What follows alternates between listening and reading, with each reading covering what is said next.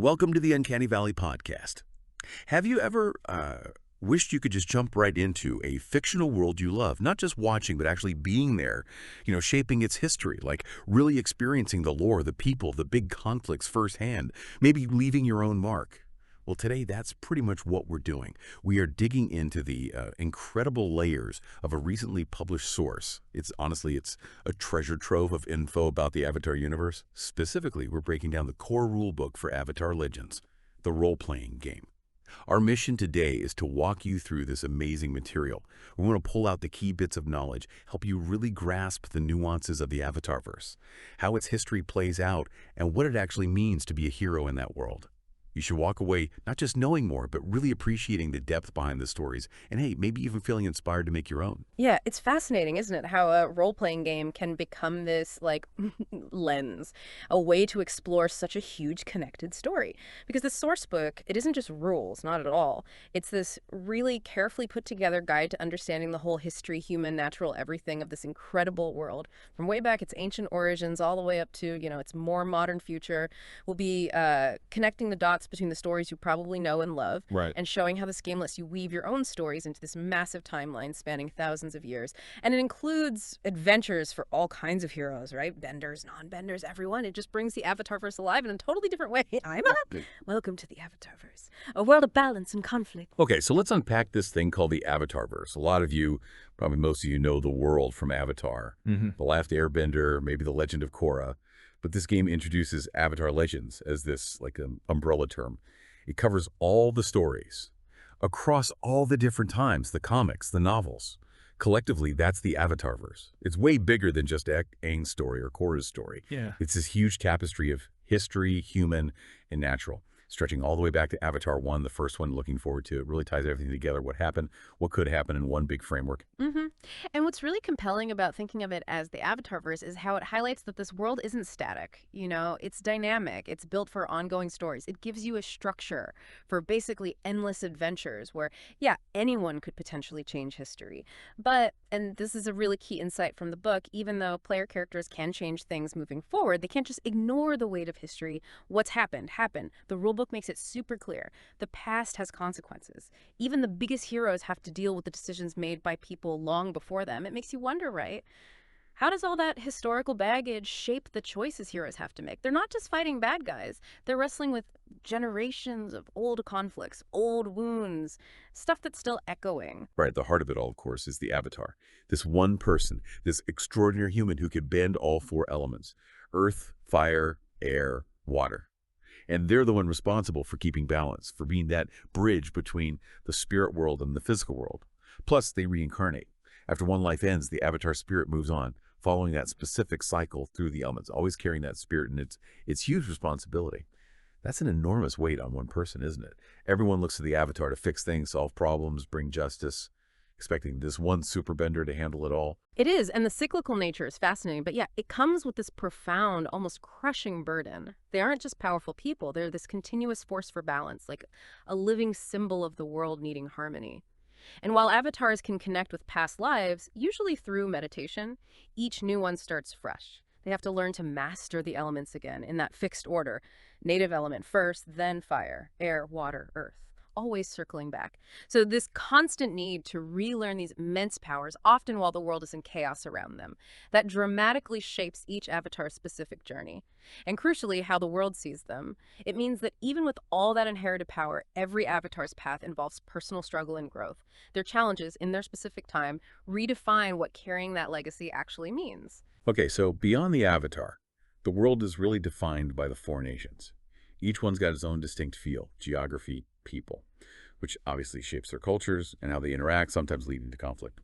Let's start with the biggest one, the Earth Kingdom. It's huge, usually ruled by a monarch, known for its vastness, its incredible diversity in landscapes and people. And despite a history of, hardship, especially out in the rural areas, which often get ignored, the people are known for being strong, resilient, unyielding. They really embody that idea of the immortal earth, the immovable mountains. They get knocked down, but they don't stay down.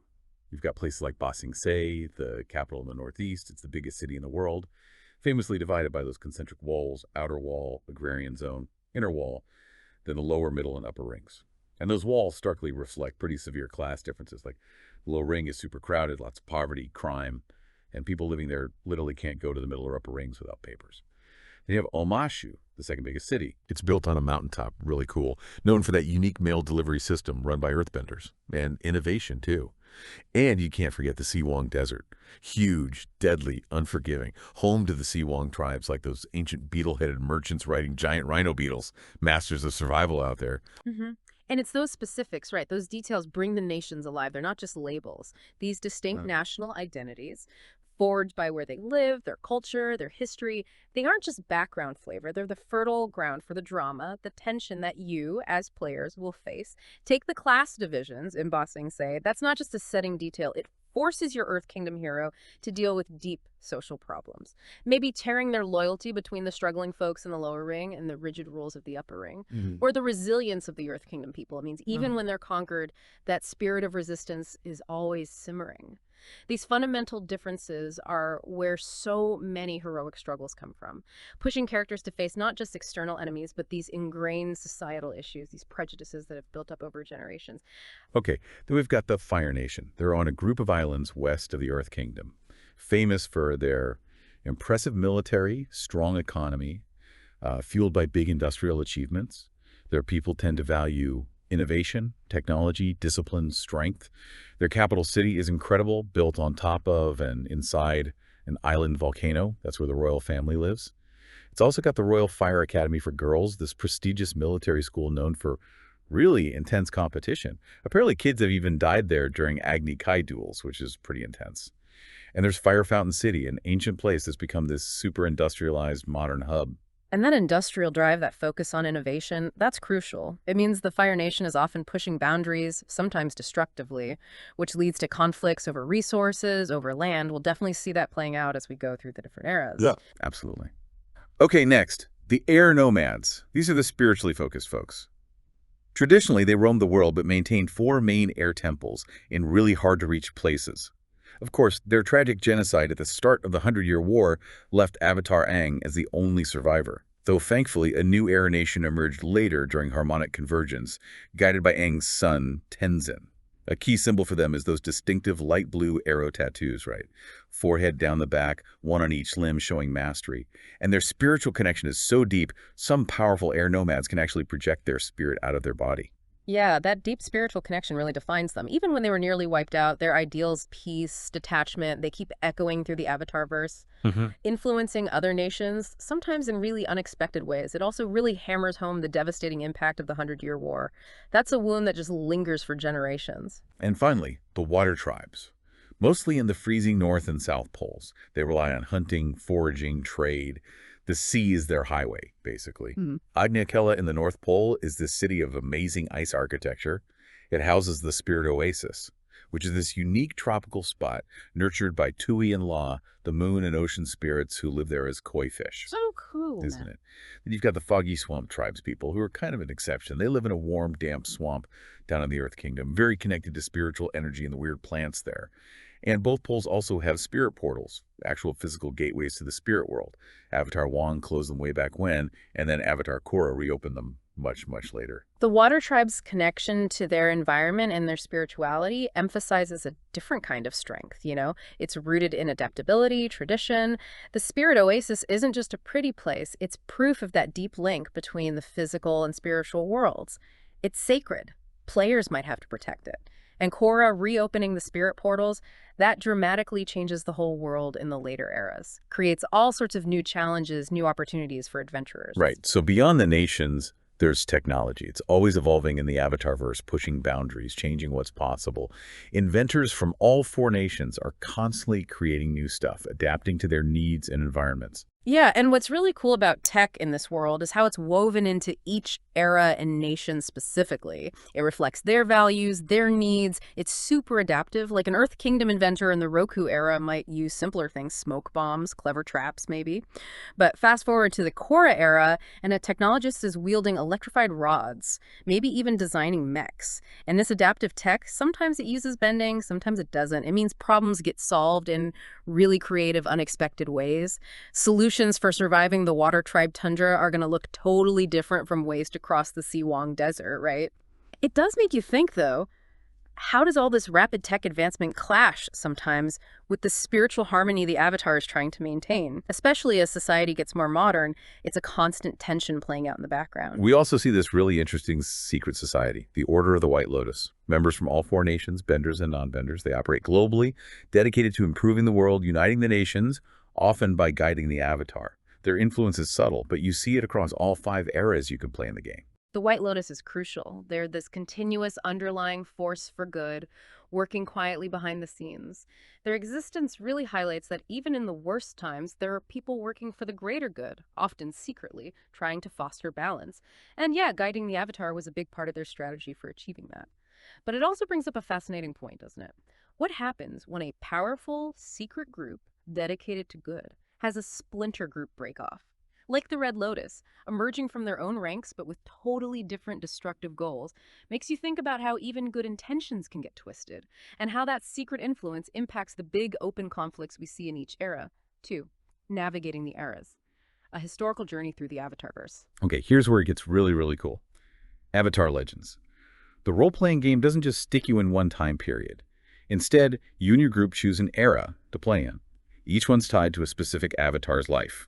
Except for the 100-Year War era, because Aang was, frozen then. And each era has its own distinct themes, its own feel, which means you can tell wildly different kinds of stories. One game might be about fighting bandits in the countryside, another about dealing with political intrigue and new technology in a city. It's such a smart design choice, because picking an era fundamentally shapes the whole story, the challenges your characters face. It's an amazing way to let you explore the thousands of years of history in the Avatarverse, offering these really varied backdrops for unique struggles, unique moral questions. Each era presents a different kind of challenge, forcing you to figure out what heroism even means in that specific time and place. It really asks, how do the specific avatar, the history of their time, define the nature of conflict and heroism then? It's not just a time jump, it's a whole thematic shift. Okay, let's start way back with the Kyoshi era. The theme here is justice and revenge. This follows the events of the Shadow of Kyoshi novel. It's a time defined by fighting Dofei, that's their term for organized bandit groups, and dealing with loads of government corruption. Nations are trying to solidify their borders, but it's messy. Avatar Kyoshi herself is grappling with questions about her own legitimacy. She was identified as the Avatar really late after her friend Yoon was mistakenly chosen, which led to her tragically having to stop his vengeful rampage. So this era sees her working tirelessly to try and make the world safer for everyone, despite all her own personal turmoil. Yeah, this era really digs into the messiness of nation building, the struggle for law and order, Kyoshi having to bring down Yin, her friend, her mentor, that immediately sets a powerful theme of difficult choices. Justice often costs you personally. And the sheer number of Daofei groups, like the Yellownecks or the Fifth Nation Pirates, combined with all of the government neglect and corruption, like in Zigan Village, ruined by a corrupt governor. It creates a world where heroes are genuinely, desperately needed to set things right no matter the cost. You see it in Ba Sing Se too, where the police might ignore bigger threats, maybe they're scared, maybe they're paid off, focusing only on small gangs. It raises a great question for players. How do you operate when the line between outlaw and survivor is super blurry? When law enforcement itself is often compromised? Where do you find real justice? So breaking down some specific conflicts in Kyoshi's time. The Earth Kingdom's got neglected rural areas, rampant organized crime, corrupt cops. Beyond just Ba Sing Se's lower ring, where Daofei are a huge problem, you've got pirate fleets like the Fifth Nation roaming the seas. Feels lawless in places. Exactly. And over in the Fire Nation, they're still reeling from the Camellia Peony War. That was a nasty succession conflict between clans. Fire Lord Zoryu is trying to centralize power now, actively breaking up powerful, noble clans like the Sawan clan to stop future civil wars, which naturally causes a lot of internal strife. These clans have to adapt or fight back. Figures like Lady Huazo and her son Chejin from the Sawan clan, they're under house arrest, but their clan definitely wants to break them out. That could be a major flashpoint for players. Meanwhile, the air nomads are mostly keeping to themselves, dealing with losing spiritual sites. They're debating internally about helping outsiders who often just meet their spiritual advice with skepticism. People accuse them of not caring, but the book says they actually care deeply. They just often prioritize spiritual preservation over worldly stuff. And the water tribes face different issues. The north is getting stronger economically, but the south is struggling with collapse, which pushes many into piracy just to survive, like Chukanyak. a northern pirate leading a Fifth Nation splinter fleet. Plus, spirits are getting agitated, causing unexpected problems in their homelands. These are exactly the kinds of tensions your characters might just stumble into, turning a simple trip into something way bigger. The rulebook mentions key figures like Kiyoshi, villains like Xu Pingyan, but also complex characters like Wong from the Flying Opera Company, a criminal who kind of blurs the lines. Every character, from the Fire Lord down to a pirate, offers these great story hooks, forcing players into tricky moral spots. Okay, moving forward to the Roku era. Theme: internal conflicts versus external problems. This is set right before the 100-Year War kicks off. Avatar Roku is working like crazy to keep the peace, but tensions are rising everywhere. Imperial ambitions are growing, especially from his childhood friend, Fire Lord Sozin. It really feels like a time of just trying to hold everything together. The world's on the edge of this massive, devastating war. Peace feels really fragile. What's compelling here is how this era shows the huge impact individual choices can have on the whole world, and just how fragile peace can be. Roku's struggle with Sozin is deeply personal, right? But it escalates into something world-changing. That perfectly mirrors the era's theme: internal versus external conflict. Remember when Roku activated the Crescent Island volcano? That caused seismic problems, which Sozin then cleverly used to blame the Earth Kingdom, ramping up his propaganda. And ongoing fights, like over the Northern Passage, those militarized waters between the Water Tribe and the Earth Kingdom state of Chenbao, fighting over fishing and trade routes. It shows how easily things like natural disasters or resource fights can blow up into major political crises. It makes you wonder, how do heroes even operate when the biggest threat isn't some obvious villain? When it's the slow creep of mistrust, the rise of imperialism from nations that are supposed to be allies. It forces players to deal with the nuances, right? Good intentions leading to bad outcomes, no easy bad guy to just punch. That is complex. So, specific conflicts in Roku's era. The Northern Passage dispute, militarized waters, tension between the Northern Water Tribe and Chenbao. A huge tsunami almost started a war. Roku stopped it, but the Chenbao governor is still trying to tax Water Tribe goods. The tension's still there. Right. And as industrialization starts picking up, you get fights over resources, more demand, agitated spirits in forests near the poles. Both the air nomads and water tribes worry about this progress, feel like their traditional ways are threatened. The air nomads, especially, are spread really thin, trying to be diplomats and advisors everywhere. Their temples are sometimes almost empty, which makes them vulnerable to attack, even though most people think an attack is inconceivable. It's interesting, too. Some Fire Nation nobles, like Sozin's own sister Zyson, actually embrace air nomad ideals, which you can imagine makes Sozin furious. And Fire Nation imperialism under Sozin is a huge factor here. He's squashing internal fights within his own family and looking outward, looking to expand, pumping out anti-Earth Kingdom propaganda, especially after that Crescent Island volcano disaster he blamed on them. This era is just packed with morally gray characters. Makes for great role-playing. You've got Sozin-capable leader, sure, but with these dangerous ambitions. Then there's Khandro, head of the Guiding Wind movement, an air nomad offshoot trying to inspire change. And maybe Longzi, this masked outlaw folk hero fighting corruption. Not really aligned with anyone, but their actions cause big ripples. The rulebook gives you these figures as fantastic hooks, forcing players to navigate shifting loyalties and really blurry lines. Okay, next up, the 100-Year War era. Theme: hope and rebellion. This drops us right before Avatar, the last Airbender starts. This is probably the most tragic period in the world's known history. The four nations are totally divided. The air nomads, gone, genocide. Except for Aang, but he's missing, frozen in ice. The world hasn't had an active Avatar for almost 100 years. It's a time of survival. Balance and harmony feel like ancient history. Yeah, the feeling of loss is everywhere. And just the sheer struggle to survive against these overwhelming odds, that's what defines this era. The source material really emphasizes the brutality of the war. From the Southern Water Tribe losing their culture, their traditions, thanks to constant Fire Nation raids, to the psychological horror of the dailies brainwashing in Ba Sing Se, literally forcing people to forget the war exists. Even within the Earth Kingdom, you've got corrupt officials, the long-term impact of Fire Nation colonies creating places like Yudao with deep resentment between communities. It creates these incredibly complex ethical problems for heroes. It really makes you ask, how do heroes find hope or create it in a world where balance is just a distant memory, where just resisting often comes at a terrible personal cost? Who do you trust? What's worth fighting for? It's a really gritty, challenging setting. Sounds intense. What were some of the key conflicts happening then? Well, the Ba Sing Se's siege aftermath is still very fresh. General Iroh's failed 600-day siege. His son Lu Ten died. That changed Iroh forever, but it also tragically led to Ozai becoming Fire Lord and Zuko getting exiled. Ba Sing Se itself is struggling, huge overcrowding, the lower ring completely neglected, the government just ignores problems there. Then you've got the direct results of the air nomad genocide. The temples are damaged, ruined, most relics gone. The Northern Air Temple, for instance, is now home to the Mechanist and Earth Kingdom refugees. Their technology is literally covering up the temple's original heritage, a powerful symbol of loss. And the Fire Nation's presence. Fire Nation occupation is basically everywhere else. Earth Kingdom areas conquered, destroyed. Local officials and Fire Nation soldiers just exploit people constantly. Colonies like Udao create this deep resentment, this social isolation between the colonists and the original inhabitants, setting up future problems.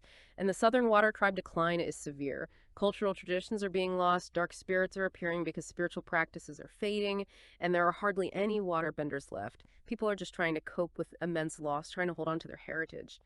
The rulebook highlights key figures like General Iroh and his internal conflict, Ozai's tyranny, the exiled Zuko, even characters like Hama, the bloodbender, who represents the really dark side of survival in such a brutal time. Then we get to the Aang era theme.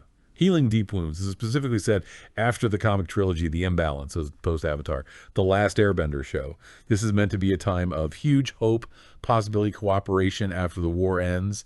The nations finally have a shot at working together for real. But forgiving is hard, and you still have these narrow-minded attitudes resisting progress. Lots of people are struggling to move on. This era really dives into the difficult stuff that comes after a big war. The long, slow road to healing, rebuilding, reconciling. That bending supremacist uprising in Cranefish Town, where benders were afraid of losing jobs to new machines and started attacking non-benders. That's a chilling hint of later conflicts. It shows how these tensions simmer under the surface even after the main war is over, and the Air Acolytes have a big role now, confronting agitated spirits like General Old Iron, trying to bridge the human and spirit worlds again.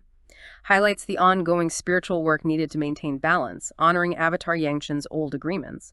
It makes you ask, how do you build a better future when the wounds from the past are so deep?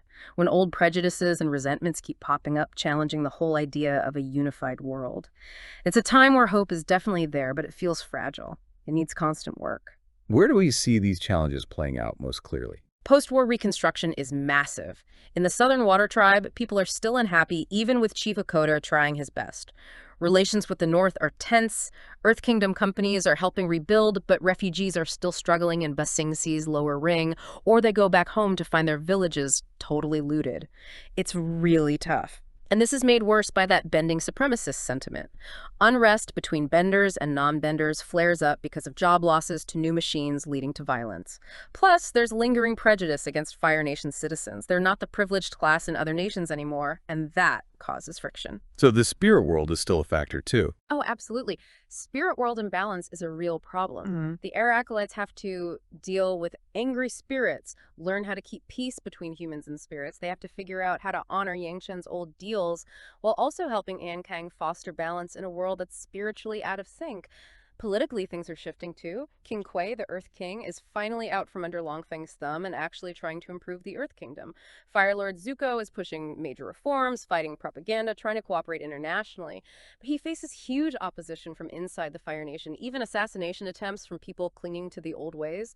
Figures like Toph Bai Fong, now a master metalbender, chief of police in the newly formed Republic City, they're right in the middle of navigating all these new complexities. It's a really dynamic time for heroes. Okay, our last stop on this historical tour, the Korra era theme, extremism born of fear. This is set after the ruins of the Empire comic trilogy, so post the Legend of Korra show. This is a much more modern era. It's grappling with the fallout of imperialism, but also the scary rise of extremist movements. And these movements are fueled by fear, right? Non-benders fearing oppression, benders fearing being made obsolete by all the new technology. This era really reflects a world changing super fast. Old power structures are being questioned, new kinds of conflict are popping up. Korra herself faces unique challenges. Losing her connection to past avatars, dealing with serious physical and emotional trauma from mercury poisoning, that marks a big shift in the Avatar line itself. And the rise of groups like the Equalists, the anarchist Red Lotus, remember, they splintered from the White Lotus in Kuvira's Earth Empire. It clearly shows how deep-seated fears can be twisted, weaponized, used to justify extreme actions. Everything from anti-bending movements to literal fascist dictatorships. It makes you ask, In a world dealing with all the complexities of modernization, how do leaders handle all these conflicting needs and philosophies?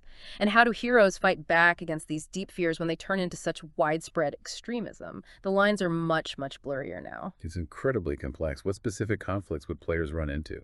Well, the equalist threat is still simmering. That tension between benders and non-benders, fueled by tech and the memory of Amon's movement. Some benders get hypervigilant, start persecuting non-benders. There's the aftermath of the Water Tribe Civil War. Tensions between North and South blew up, partly thanks to Unalaq wanting the North to rule the South.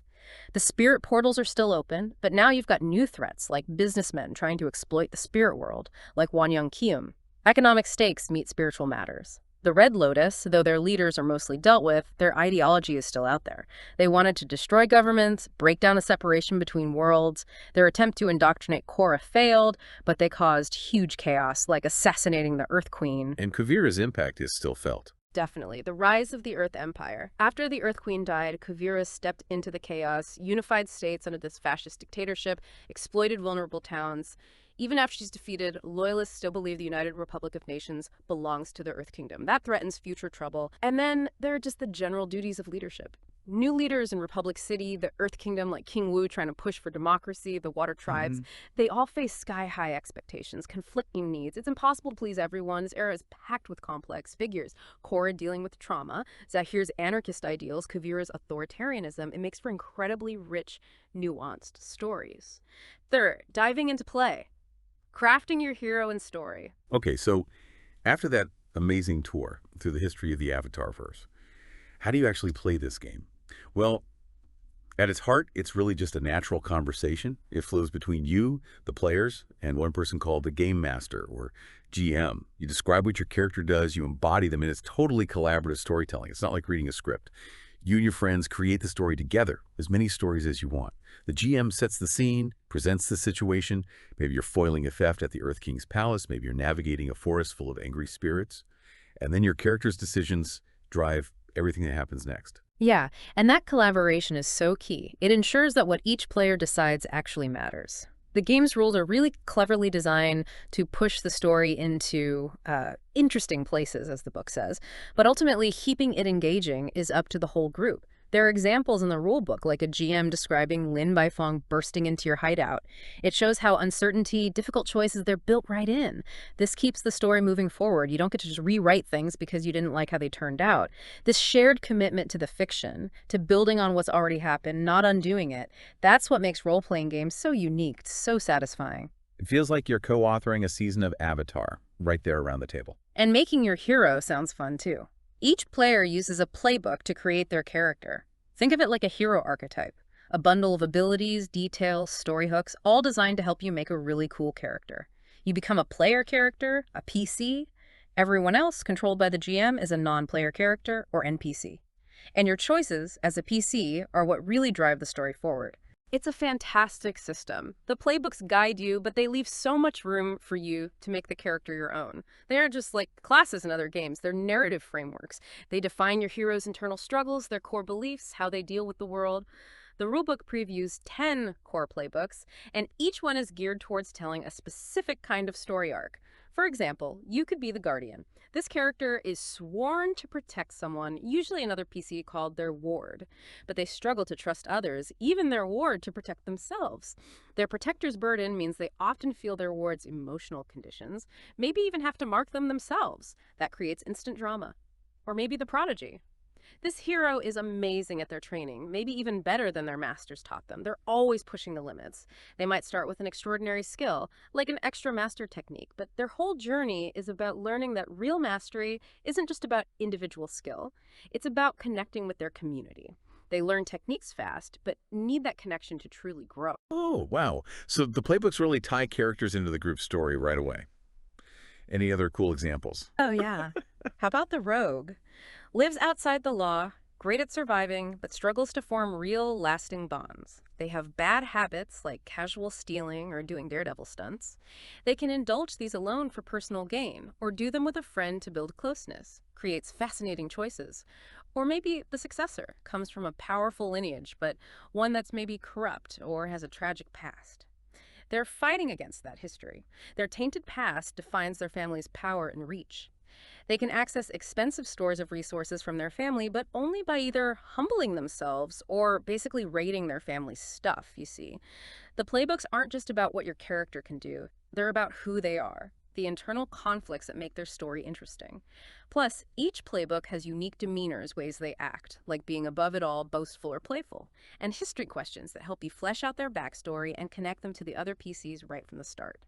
These details may be a specific trinket, a past injustice. They ground the character in the world and set up future plots immediately. So a hero's journey isn't just about the big actions. It's really about their internal struggles too, right? The game tracks emotions using conditions like feeling afraid, angry, guilty, insecure, or troubled. And something called balance, which is like the push and pull between your character's two core principles, reflecting their inner conflict. Absolutely.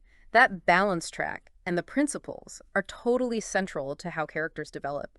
Your character has a center, like their default state of balance. But things happen, decisions get made, and their balance can shift along this track between their two principles. Now here's the really cool part. What happens when you lose balance? You hit the end of the track. Your character loses control. Maybe they act out destructively, driven by that principle, or maybe they just give in to the opposition, unable to act. They regain control eventually, but here's the kicker. They must shift their center afterward. It shows real, lasting personal change. This mechanic just beautifully mirrors the pressures in the Avatarverse. Even heroes are flawed. They get pushed to their limits. They have to learn from mistakes, constantly redefine who they are. It's a fantastic way to show character growth through actual play. Okay, so what happens when talking breaks down and things get physical? Combat exchanges, right? It's not just about hitting people. It's more strategic, using different approaches and techniques like advance and attack, defend and maneuver, or evade and observe. Exactly.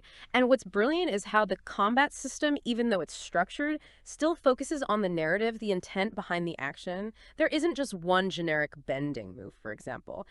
Using bending or any physical action is tied to what you're trying to do. Are you trying to trick someone? Guide an ally, intimidate a foe? That determines the move you use. And specialized bending, metal bending, lava bending, lightning, flaws. Those are advanced techniques. You have to learn them from specific masters in the world, often through challenging mastery conditions that might involve overcoming a personal flaw, not just practicing. The system tracks fatigue, that's physical or mental strain, and various statuses like doomed, impaired, trapped, empowered, prepared. These show how the environment and actions affect everyone, making fights feel cinematic, consequential. But, and this is really important, fights don't typically end in death. Characters get taken out, they retreat, they're captured.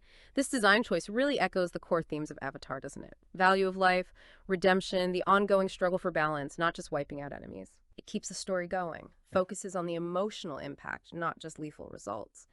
That's good to know. Heroes aren't just constantly dying off. And speaking of evolving, heroes in Avatar Legends don't stay the same. They grow, right? By expanding their experiences, their understanding.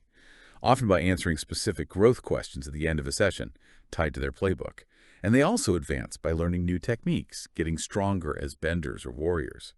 Sounds like that takes more than just practice, though. Yeah, what's really interesting is that clear difference between growth, which is personal development, understanding yourself and the world better, and advancement, which is learning new skills, mastering techniques. To learn new techniques, you usually need to find a teacher, an NTC, who's mastered it, and then you have to fulfill specific mastery conditions set by that teacher. These aren't just fetch quests. They might involve facing a difficult truth, doing something unexpected, maybe even overcoming a personal flaw. Like a really aggressive hammer character might need to learn to submit to authority to master a defensive technique. It reinforces that idea that even the most powerful heroes always have more to learn. That true mastery often comes from dealing with your own flaws, challenging your own views. So even a super talented character like the Prodigy, who starts with an extra skill, is always pushed to grow beyond just their talent. They need to connect with their community, learn from others. It's a great way to tie character development right into getting better mechanically. 4. Running the game. GM agendas, guidelines, and tools. Okay, let's talk about the person running the game. The game master, the GM. Their role sounds pretty crucial. They're portraying the whole rest of the world, all the non-player characters, answering player questions, basically making sure everyone's having fun. They're like the narrative architect guiding the story. But collaboratively, right? Exactly. And what's really insightful about the GM's role here are their core agendas and baselines. These are like their guiding principles. And crucially, the GM is explicitly told not to try and defeat the players. That's not the goal. In fact, one of their main agendas is be the companion's biggest fan, provide chances for the heroes to be awesome, use their powers, succeed, but, and this is key, they also challenge them with meaningful consequences. Things should feel real. This balance ensures that even when the GM throws in dangerous twists and difficult choices, it's always to make the story more compelling, to help characters grow. It's never just about being difficult for difficulty's sake or the GM trying to win. This whole philosophy, built on support and challenge, it fosters a really collaborative, emotionally resonant game for everyone. Even failures push the story forward in interesting ways. The game gives the GM specific guidelines too, doesn't it? To help shape scenes and keep that authentic Avatarverse feel. Things like describing a wondrous world with history, addressing the characters, not the players, being their fan, asking questions and letting players answer to build the world together, putting emotions on NPC sleeves, resolving conflicts episodically, remembering history, emphasizing lessons, giving NPCs drives and fears, making conflicts moral choices, using imbalance instead of pure evil, counterbalancing dark with light, seeking consequences besides death. Wow, that's a lot. It is a lot, but it all works together to create that specific Avatar feel. These guidelines really push the focus onto the characters' emotional journeys, their intellectual journeys, and the nuanced morality of the world, encouraging players to actually role-play their conditions, their balance shifts, asking how they feel after big events. That deepens the story immensely, and that guideline, use imbalance instead of evil for NPCs.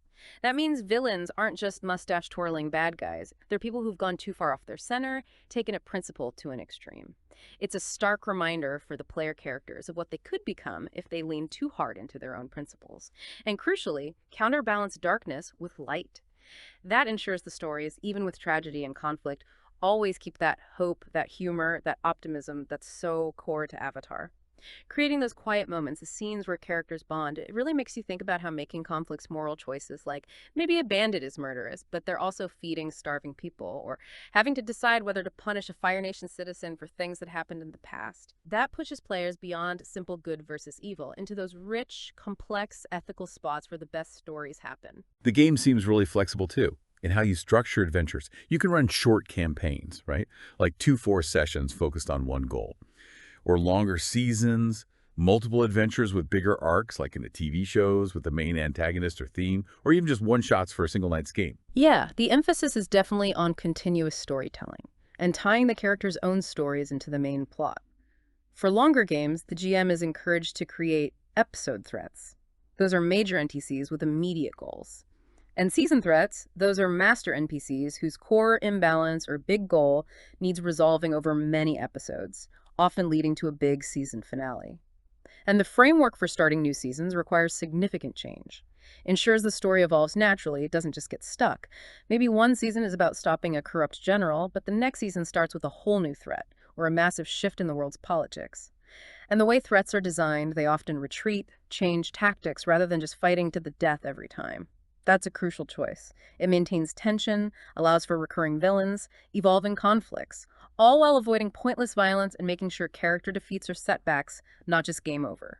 It keeps the narrative rich and flowing. And there are other tools to help the GM tell these stories dynamically, like clocks for tension or flashbacks. Oh yeah, those are great. What's really neat about tools like clocks is how they create real stakes without needing complex rules. Just seeing that clock tick down visually, maybe 4 sections representing time until a negotiation fails, or hidden enemy attacks build incredible tension. Flashbacks are super powerful too. They let the group collaboratively define past events that impact the present, maybe revealing a hidden skill, a past promise, a debt owed. It builds emotional investment quickly without spending ages on backstory. Then you have special circumstances, like a solar eclipse making firebenders powerless, or a powerful spirit just nullifying all bending nearby.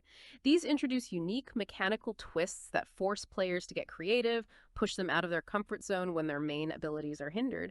But these hard moments can also inspire characters, giving them actual mechanical benefits for facing adversity. It beautifully links challenge with growth. The rulebook includes detailed examples like an adventure called The Vanishing Act, a kidnapping mystery in Ba Sing Se. It shows exactly how all these elements Clocks, flashbacks, NPCs, moral choices come together to create really compelling, adaptable stories. It's a whole toolkit for dynamic play. Wow. Okay, so what does all this mean for you listening? We've really tried to unpack the intricate world of Avatar Legends, the role-playing game. From the big picture of the Avatarverse and its different eras, down to the nitty-gritty of making characters and how the game mechanics work.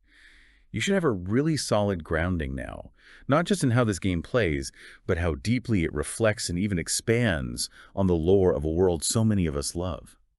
It offers a completely new way to engage with those timeless stories of balance and conflict. And that brings up a pretty big question for you to think about, doesn't it? In this world that's always seeking balance, where history leaves deep scars and new challenges pop up with every generation, what kind of hero would you be? Would you focus on healing those old wounds, push for progress against tradition, or just try to find your own place in all the chaos, maybe even challenge what it means to be a hero in the first place? The beauty of this game, and really the whole Avatarverse, is that your story is out there, waiting to be told. And every choice you make could potentially change everything. We really hope this look into the game has given you a fresh perspective, maybe even got you excited to explore the Avatarverse in this new interactive way. Until next time on the Uncanny Valley podcast, keep exploring, keep asking questions, and keep finding those amazing nuggets of knowledge.